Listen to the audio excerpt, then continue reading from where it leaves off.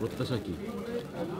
আর ঘন্টার চারেক বাদে জয়ের শংসাপত্র নিয়েই এই বঙ্কিমাঞ্জলি স্টেডিয়াম থেকে বেরোবো। 2011 সালের পর থেকে দীর্ঘদিন পরে আজকে বিধায়ক হিসেবে আপনার বক্তব্য অনুযায়ী বিধায়ক হবেন। দল আমাকে স্বীকৃতি দিয়েছে, নেত্রী মমতা বন্দ্যোপাধ্যায়, দলের সেনাপতি অভিষেক বন্দ্যোপাধ্যায় এবং আমাদের নেতা সাংসদ পার্থভৌমিক আমার উপর আস্থা রেখেছে। আমি কৃতজ্ঞ এইভাবে আস্থা রাখার জন্য। একটা প্রশ্ন, ভোটের পরে অনেক সময় দেখা যায় নানা অশান্তি, হিংসার ঘটনা। দেখুন, কোথায় কি হয় আমি জানি না। 2011 সালের পর থেকে নৈহাটিতে কিছু হয়নি, আর হবেও না। বিরোধী বিজেপি প্রার্থী অভিযোগ করছেন যে কারচুপি অভিযোগ করছেন। এখনো কাউন্টিং শুরু হলো না, এর মধ্যে অভিযোগ হয়ে গেল। ওকে অভিযোগে থাকতে বলুন, ওকে অভিযোগে থাকতে বলুন। মানুষের পাশে না থাকলে খালি অভিযোগ করে যায়। আমরা 365 দিন মানুষের পাশে থাকি, ওরা মানুষের পাশে থাকে না বলে অভিযোগ করে যায়।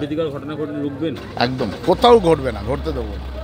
আমাদের নেতা প্রাথমিক ইতিমধ্যে দলে কমিটি ইনস্ট্রাকশন দিয়েছে, কোথাও কোনো রকম অপ্রীতিকর ঘটনা, কোনো রকম অশান্তি যেন না হয়, আর হবেও না। 11 সালের পর থেকে আজ অবধি হয়নি, হবেও না।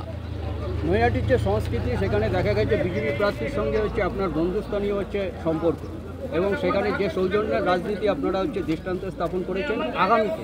দেখুন, আমার বিরুদ্ধে যারা আছেন জাতীয় কংগ্রেসের প্রার্থী, আমি তাকে আমার মনোনয়ন জমা দেওয়ার দিন তার পায়ে হাত দিয়ে প্রণাম করে আশীর্বাদ নিয়েছি।